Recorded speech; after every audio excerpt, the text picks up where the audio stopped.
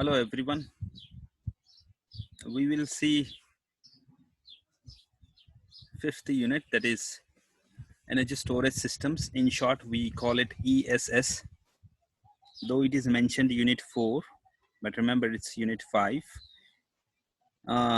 We have remained with some numericals in earlier unit.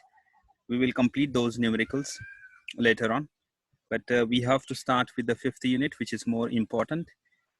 That is energy storage systems. First of all, we have to understand why it is essential to study this unit. As we know, energy is very essential for every purpose nowadays, right? So we need renewable energy sources or non-renewable energy sources. Nowadays, most of the energy which we get, it is from the non-renewable energy sources like coal, fuel. 25 to 30% electricity or energy is generated or obtained from renewable energy sources like wind energy, solar energy, which is shown here. Then tidal energies. But still, the entire world is dependent on nearly 70% electricity or energy which comes from the non-renewable energy sources. Energy is very essential for most of the applications, most of the functions in the world, and therefore it is very essential to study energy storage systems. So first of all, we have to understand how to generate electricity or energy. Everyone knows electricity or energy can be generated either from renewable or non-renewable energy sources, and it can be stored in the form of electricity in the form of chemical energies in batteries or supercapacitors or cells or large energy storage units. Now, in short, ES is a short form of energy storage system, which I had explained earlier, meaning that it can actually store energy and which can be used later on whenever it is essential. So energy could be used at any time if we have stored the energy. If we don't have stored energy and if we want to generate electricity or energy and then we want to use it, then it is a very time consuming process, right? So it is always better to store the energy whenever it is essential, then we can directly utilize it, right? So storing is another task, like generating is the first task or creating is the first task, and storing energy is the another or second task, right? So that is also very important to store more effectively, environmentally, or environmental in the environmental or eco-friendly environment or with eco-friendly systems, so that the batteries or any energy storage systems should have as minimum as toxic elements or toxic components, right?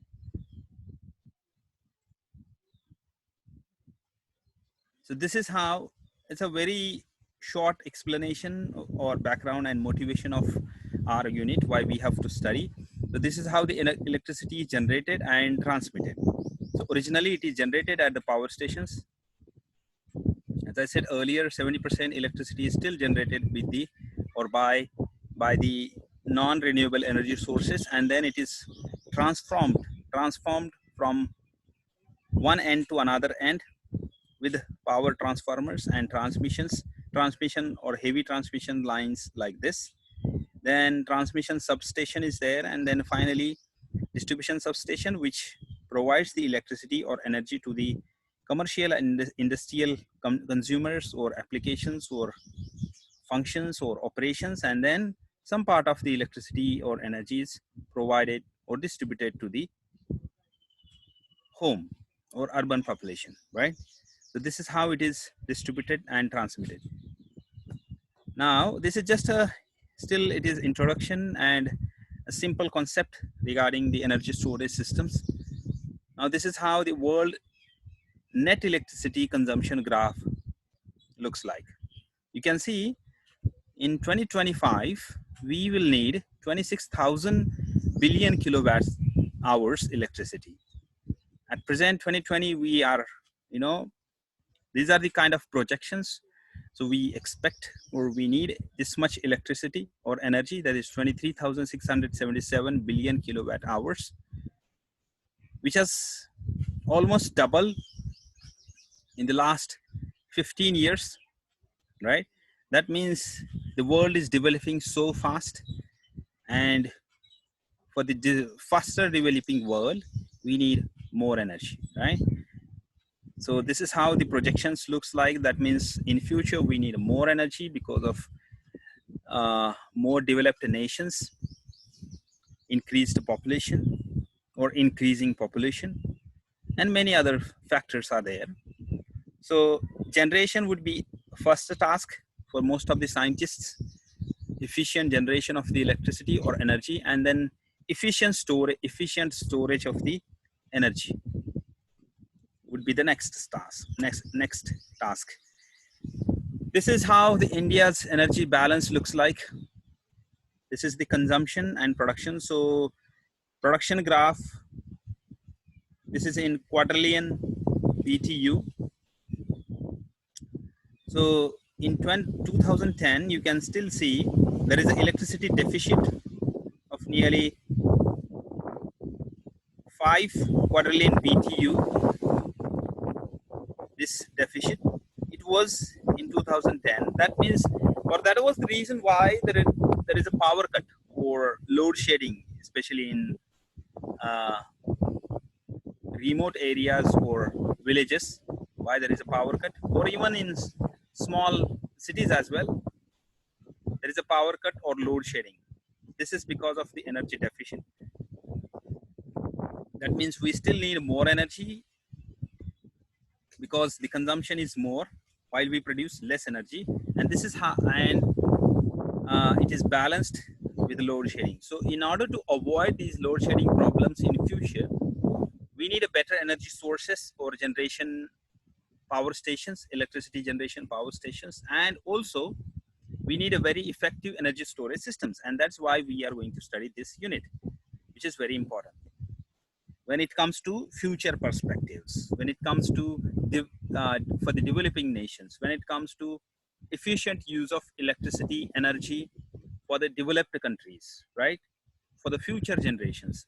Without energy or electricity, there wouldn't be anything. There wouldn't be any functions.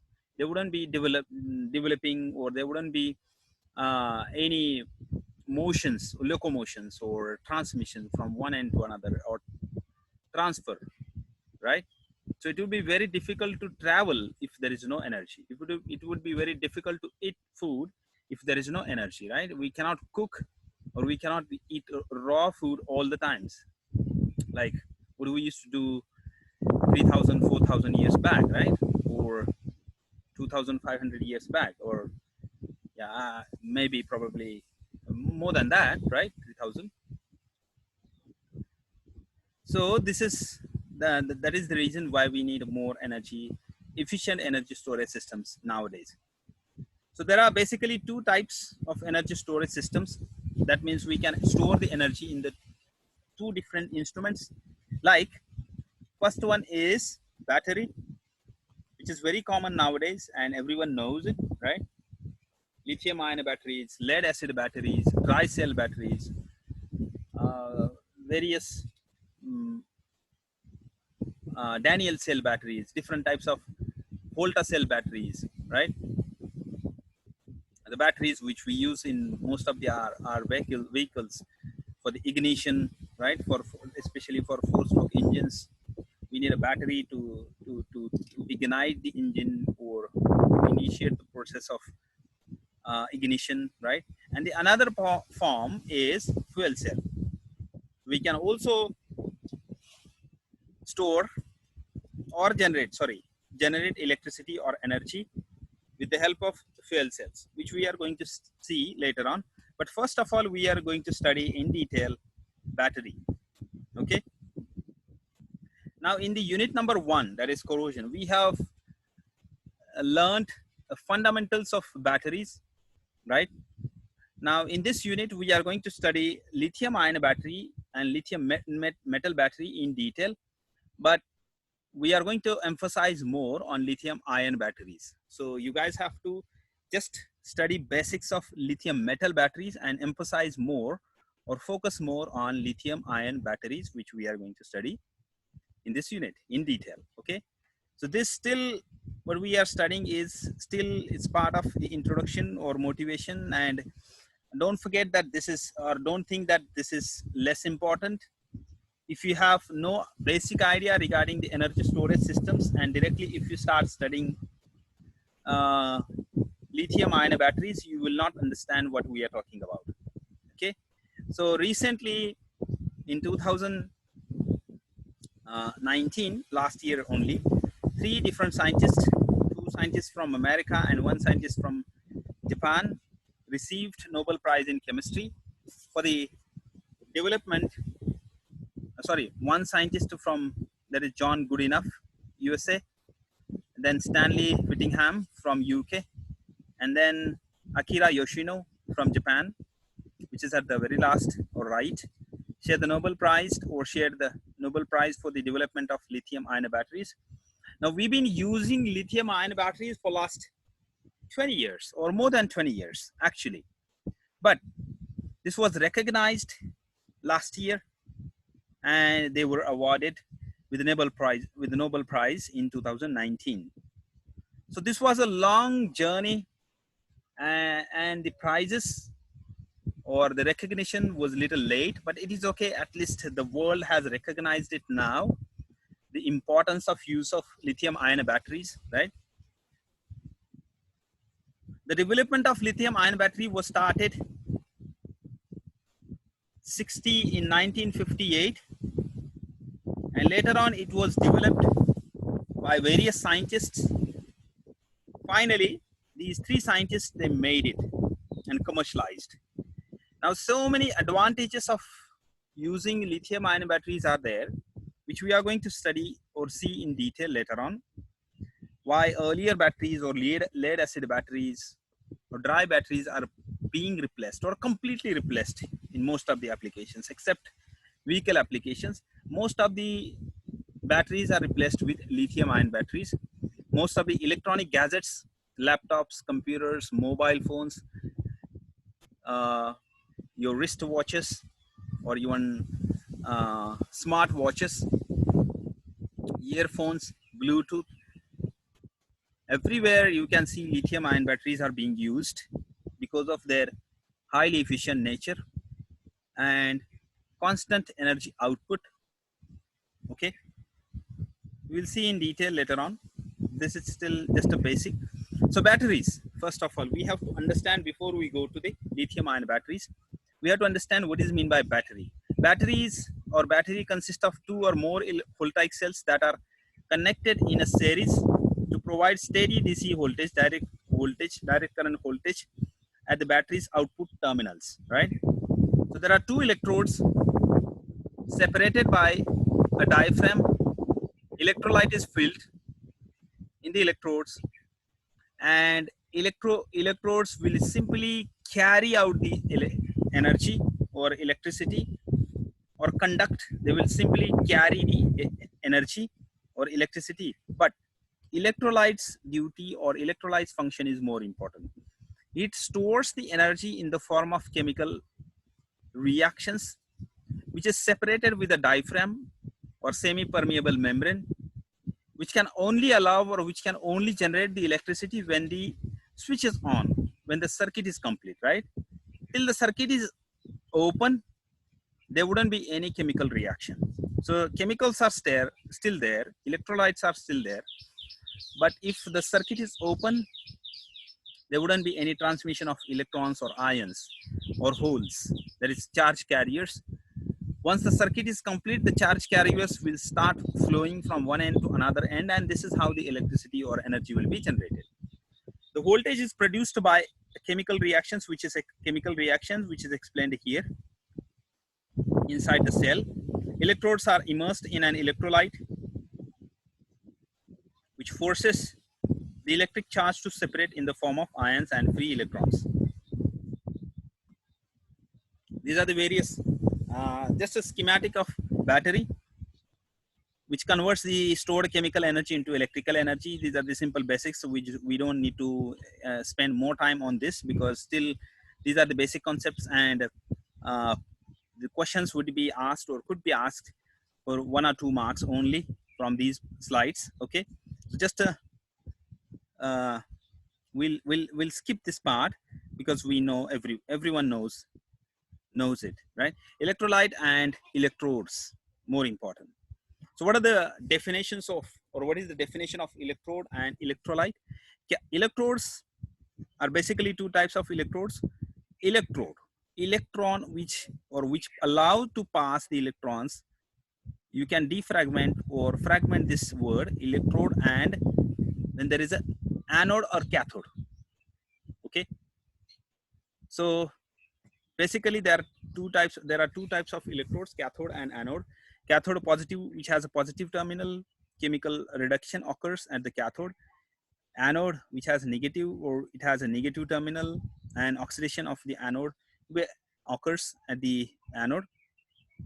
Everyone has studied this in very details in the unit number 1 itself, and I have explained it very well. Okay, you just have to revise those basic concepts. Electrolytes allow separation of ionic transport and electrical transport. Ions to move, so ions can move between electrodes and terminals. Current can flow out, or current to flow out of the battery to perform the work or task. This is how the battery overview look like. Okay, so dry cell battery, we don't need to spend more time. There is a separator here. You just have to look separator, and then there are 2 electrodes. That is centrally, that there is a anode, and outer side there is a cathode, and terminals are there. Stainless steel coating or casing is there. Current collector brass pin is there. Okay, this is how the alkaline battery look like. Duracells, these are the alkaline batteries which we use in our wall clocks or remotes, right? Air conditioner remotes or television remotes, remote controllers. These are the lead acid batteries, generally used for vehicle or automobile applications, right? These are the just images. You just have to look, and I'll simply explain and I'll go ahead. This is the lithium ion battery, which is widely used for most of the electronic applications or gadgets, right? Now let's see, more important, let's see the difference between primary and secondary cell. Primary cell, there is a positive terminal at the top, zinc can or zinc coating, then there is a gasket. You don't need to spend more time to understand this, but just to try to understand the difference between primary cell and secondary cell. Secondary cells, this is a type of electrical battery which can be charged, discharged into a load, and recharged many times. That means we can charge it, recharge it many times, just like our lithium ion batteries which we use in our smartphones, right? While in case of primary cells, chemical and electrical energy is stored in the form of chemical energy. Once entire electrolytes are reacted with each other, then there is no more chemical energy, and the cell power is over. We say the cell is, or the battery is over. We just have to throw it and we have to replace. While in case of rechargeable batteries, if the power is completely discharged or the battery is completely discharged, we can recharge it with electricity, that is outer electricity, and we can still use a secondary cell many times. That's not a problem, right? Primary cell, no need to spend more time. Okay, we have to emphasize more on lithium ion batteries, so no need to spend more time on this. Secondary cell, yeah, there are different types. So before we go, or before we start lithium ion batteries, we have to understand how many types of, or what are the various types of batteries are there.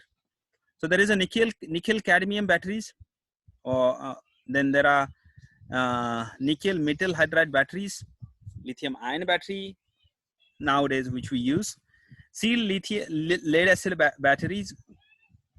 So lead acid or lead metal or acid cannot be leak, or which the acid cannot come out even if the battery is completely discharged, right?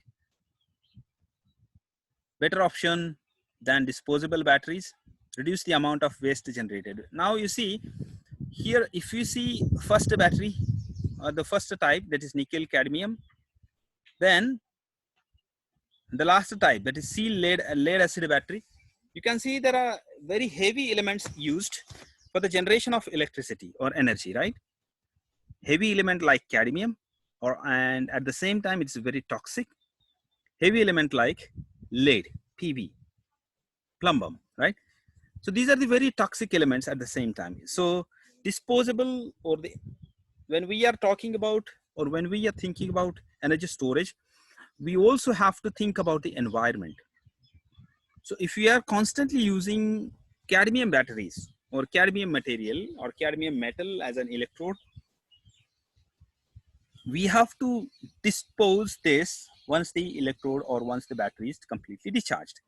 Now, what about the disposal? Since it's a heavy metal, it will remain in the environment for a long time, and it will create a huge problem. Land pollution, water pollution, air pollution, soil pollution, right?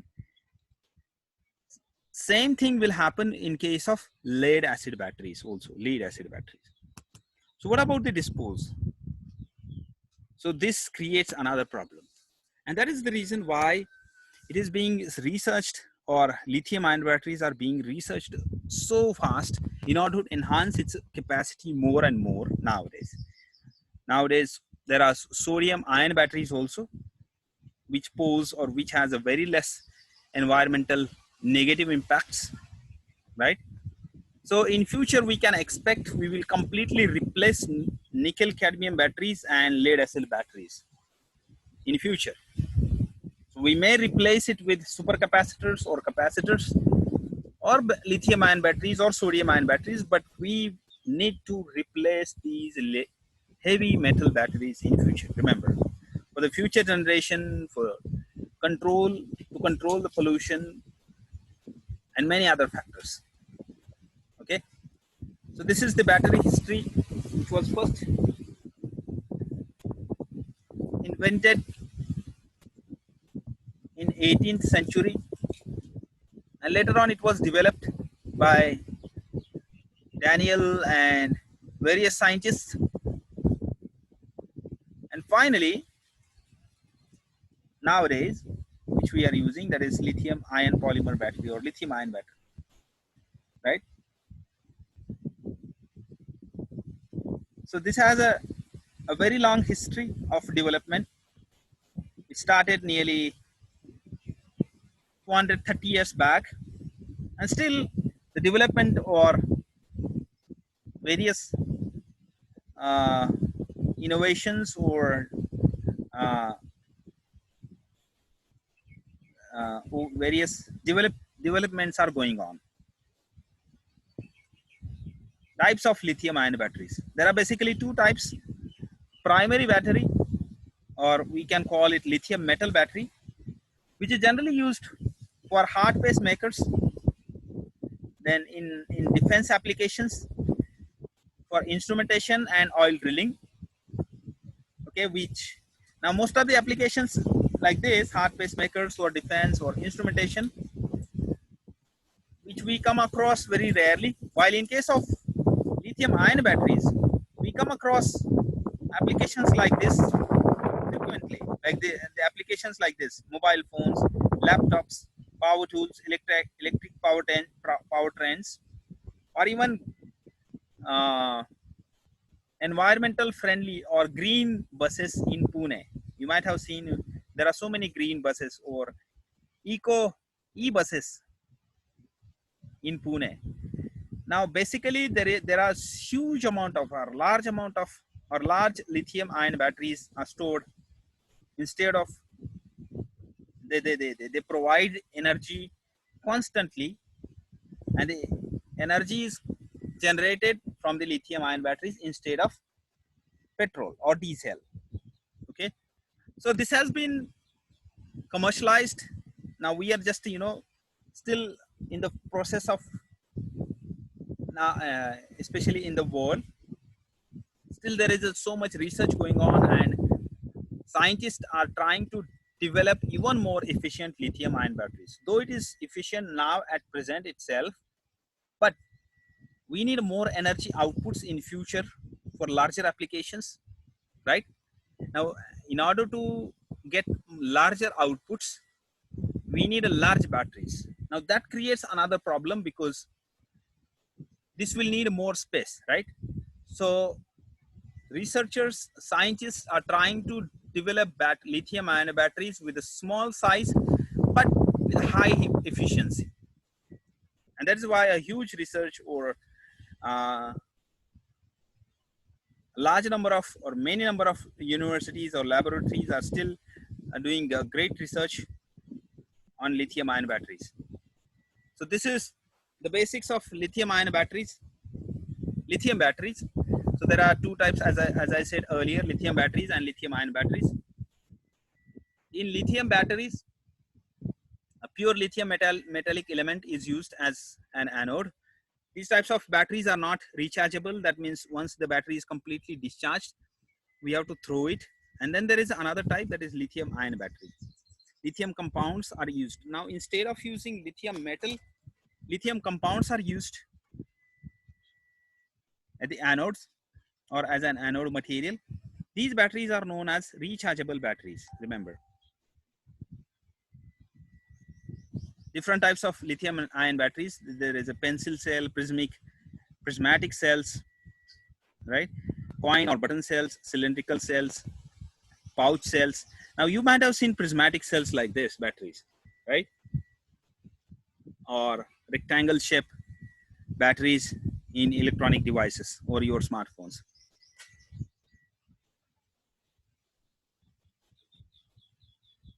Now this is how the lithium ion battery work, or this is the principle of lithium ion battery. Anode material is graphite. That is, it is one form of carbon. Remember, activated carbon is used. Simple carbon, exceptionally or pure carbon, only carbon is used as a graphite material, as an anode material. As a cathode material, there is either we can use lithium manganese dioxide, or we can also use lithium cobalt oxide. Lithium nickel oxide can also be used. Electrolyte mixture of lithium salts. Now, what are the reactions occurs? We have to just see the reactions first, and then we'll go to the diagram. Okay. Now the reactions at cathode, you see, oxidation of this lithium cobalt oxide occurs at the cathode, and lithium cobalt oxide, that is LiCoO2, get oxidized,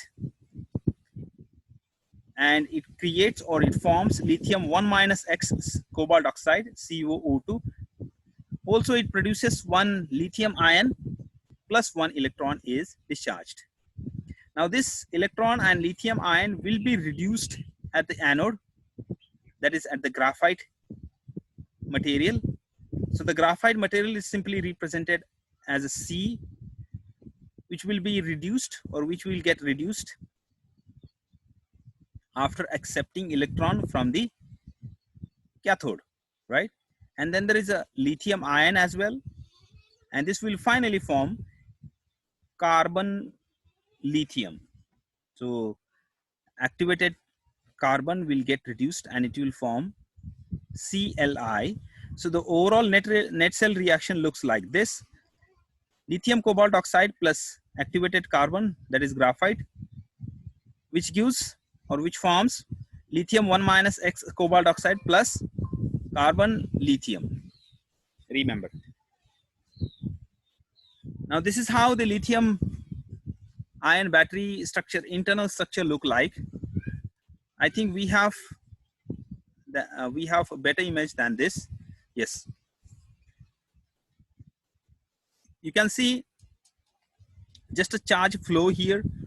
Okay, lithium cobalt oxide, cathode material is used, which has a positive or stored at the positive terminal. Activated carbon, that is graphite, kept at the anode. Okay, lithium, it is in the form of metal. Remember, it is in the form of metal as it is, while lithium ions are generated when the charging occurs. Now how it works, we will see. You see, lithium metal as it is gets oxidized, it produces lithium ions plus electron. Now this happens when we are charging the battery. Okay, sorry, when the battery is being discharged. Now when battery is being charged, this will get reduced. The reaction will occur like this. We'll get carbon lithium as it is. Now let's see the function or working in detail in the next slide. Principle of lithium ion battery. Oh. Yes, charging discharging process. This is a very important diagram everyone has to understand and remember, and you have to practice. Very simple diagram, but if you have good practice and if you draw very well diagram during examination, you will score marks out of 6 out of 6, remember, or 5 out of 5. Principle of lithium ion battery, remember. So at the positive terminal, there is a lithium cobalt oxide. At the negative terminal, there is a lithium carbon. So C6, that is graphite, and lithium metal is there. So while charging, lithium ion is getting oxidized, produces lithium ions while charging. Lithium ions are stored here in the negative terminal. Also at the same time, electrons are stored here itself while we are charging the battery. That's why we call it as a rechargeable battery. When we are discharging, that means when we are actually using the application or battery with for the smartphone application, it starts discharging the electricity or energy from the negative terminal to the positive terminal. So lithium ions are sent back to the positive terminal, and here they get reduced. You can see.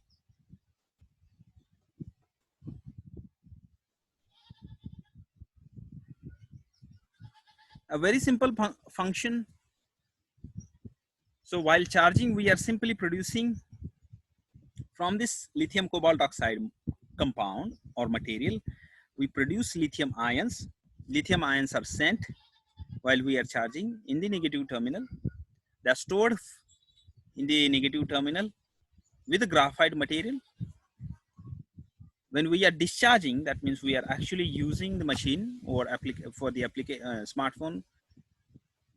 We are sending back this lithium ions to the positive terminal, and we get lithium cobalt oxide as it is finally.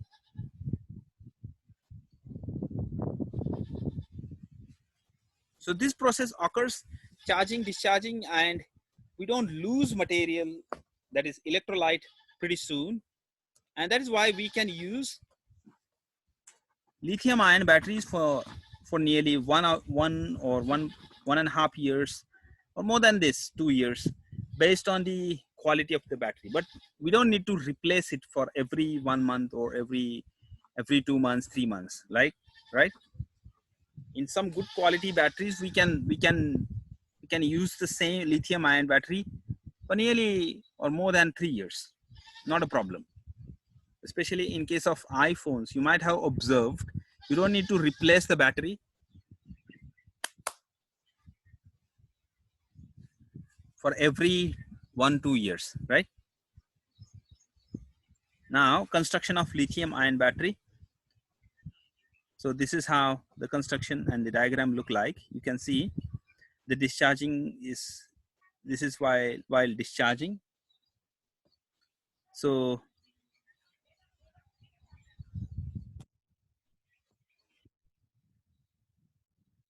two types of electrodes are there: anode, negative electrode, especially or specialty carbon coated on copper foil; cathode, lithium cobalt oxide, lithium nickel oxide, lithium manganese oxide. But remember, only one material, one compound, that is more than enough. That is lithium cobalt oxide. Okay, LiCoO2 coated on aluminum foil. Electrolytes: lithium salt dissolved in organic solvent, ethylene carbonate or dimethyl carbonate and diethyl carbonate. Then there is a separator or porous polymer, or we can also say, or we can also call semi-permeable membrane.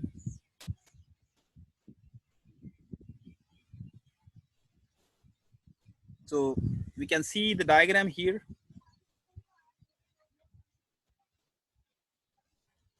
There is a cathode material or cathode, and there is anode, graphite material. This is while discharging. That means lithium ions which are stored at the anode material, they are being sent back to the cathode material, that is lithium cobalt oxide, and we'll get lithium cobalt oxide as it is, right? So this is like getting back lithium metal as it is in the form of lithium cobalt oxide. While we are charging, we send these lithium ions from cathode part to the anode part while we are charging the battery, lithium ion battery.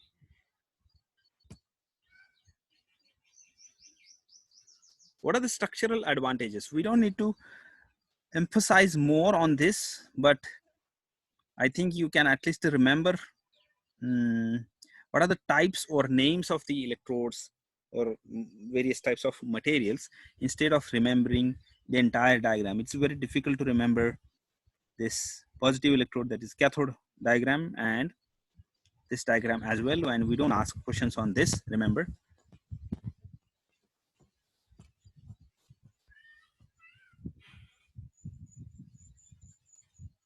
So this is how it works. You see, charged, fully charged is shown in green color, while discharged, decreased green color and no more energy. So while we are charging, charge mechanism, you can see anode material, cathode material, right?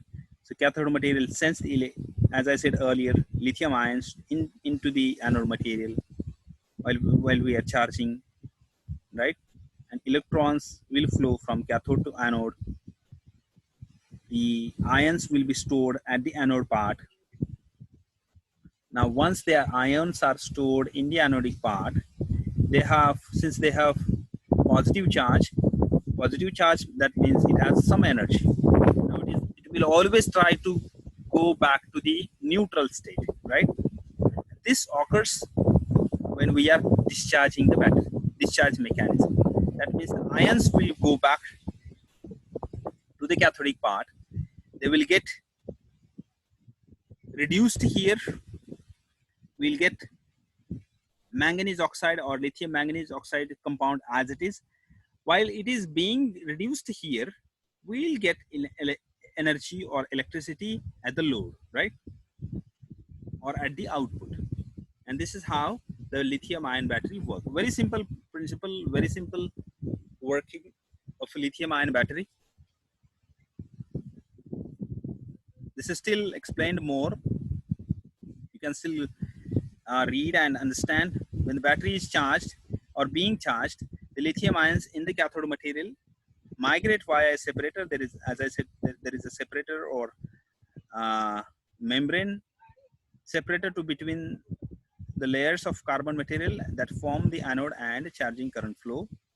When discharging occurs or starts, when the battery is being discharged, the lithium ions which are stored at the anode material will go back to the cathode, right? So carbon material that forms, and finally it will migrate via separator to the cathode material, and the battery will start functioning, or we can use it for various applications. So what are the effects of separator? if there is no separator, what will happen? It will cause explosions. So this is just for your extra information. You don't need to emphasize more. Okay. So separators or layers or membranes are there, you know, to protect or avoid explosions, to protect the batteries. How lithium ion battery is better? You can see it's a cost, reduces installation space. Space is for lead acid, if we need 19.6 meter square area, for the same amount of efficient battery, we need only, in case of lithium ion battery, we need only 4.32 meter square area. So the area is reduced 4 times, nearly 4 times area is reduced. That means very small amount of battery or very small size battery can give a huge output. Has longer lifespan. In case of lead acid batteries, we can need to replace those batteries for every 5 years. Yeah, but in case of lithium ion batteries, good quality lithium ion batteries, we don't need to replace it for every 5 years. So we can use it for nearly 10 years, not a problem. Weight is also very less, since ions are simply ions are compound, and compounds are used instead of metals. So the weight is very less, right? So in case of lead acids, the weight is very high. So we can say nearly 26 times larger weight is there, right? While in case of lithium ion batteries, the weight is very less.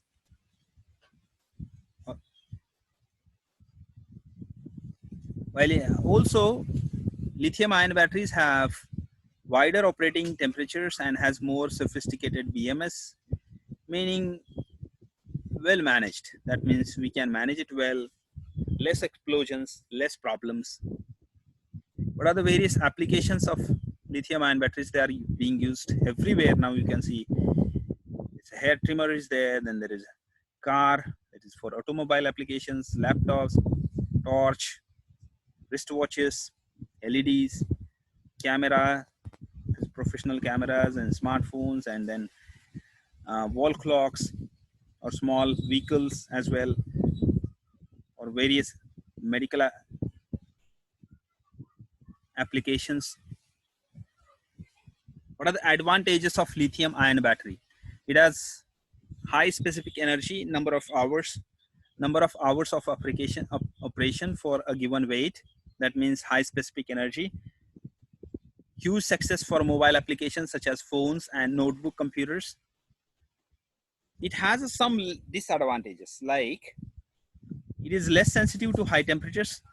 Yeah, this is still again advantage, sorry. It is lightweight compared to lithium metal and lead acid batteries. They do not have deposits every charge and discharge cycle. That's why the efficiency is 99%. No deposits, no corrosion, oxidation, or any kind of scale or any kind of precipitate formation. So efficiency is very high, because precipitate means it will reduce the efficiency, right? It will hinder chemical reaction and it will ultimately reduce the efficiency. But in case of lithium ion batteries, no deposits, very good efficiency.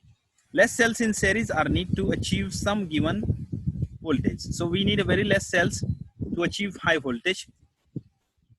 What are the disadvantages of using lithium ion batteries? Cost differential, not as apparent with small batteries, right? Automotive batteries are larger, cost becomes more significant. That is why I said earlier that we need, or scientists are trying to develop lithium ion batteries, even more efficient lithium ion batteries, in order to reduce its cost. Because for larger applications or for automobile applications, we need large batteries which increase its cost. Cell temperature is monitored to prevent temperature extremes. No established system for recycling large lithium ion batteries. Now, so many laboratories in the world that are trying to develop and trying to establish systems to recycle lithium metals or lithium material from the lithium ion batteries. and huge funding is given by the government as well. So still some research is going on to extract the lithium compounds from the lithium ion batteries.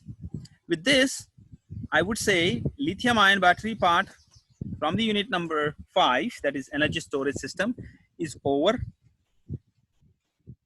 which is very important part from the unit number 5. Everyone has to understand it very clearly and study very well. In the next lecture, we will start fuel cells. That is also another important part from this unit itself, fuel cells. Then there is a hydrogen storage. Now another important point from this unit.